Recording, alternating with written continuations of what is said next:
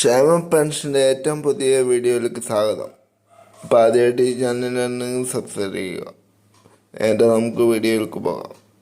സംസ്ഥാനത്ത് 1600 രൂപ വീതം ലഭിക്കുന്ന വാർഷികകാല ഭിന്നശേഷി പെൻഷനുകൾ, വിധവാ പെൻഷൻ എന്നിങ്ങനെയുള്ള പെൻഷനുകളുടെ വിശദമായിട്ടുള്ള വിവരങ്ങളാണ് ഈ വീഡിയോയിൽ പറയുന്നത്. ആരും ഫുള്ളായി വീഡിയോ കാണാതെ പോകരുത്.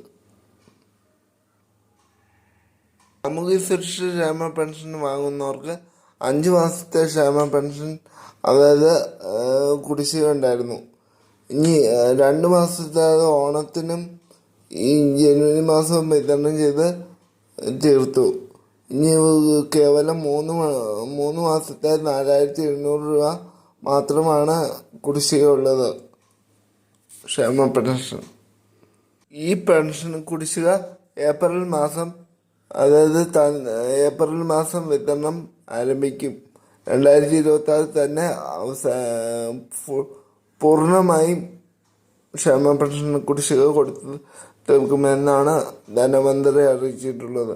മസ്റ്ററിങ് ചെയ്ത എല്ലാവർക്കും പെൻഷൻ എത്തിച്ചേരും. പിന്നെ അർഹതയില്ലാത്തവരുടെ വീട്ടിൽ ഉടനെ തന്നെ അന്വേഷണം തുടങ്ങും എന്നാണ് മന്ത്രിസഭ അറിയിച്ചിരിക്കുന്നത്.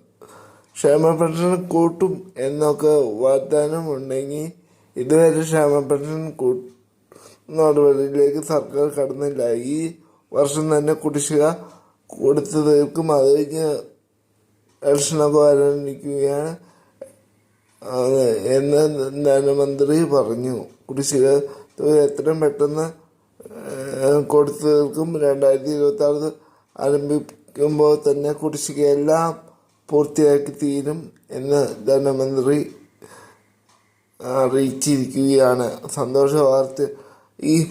ഈ മാസം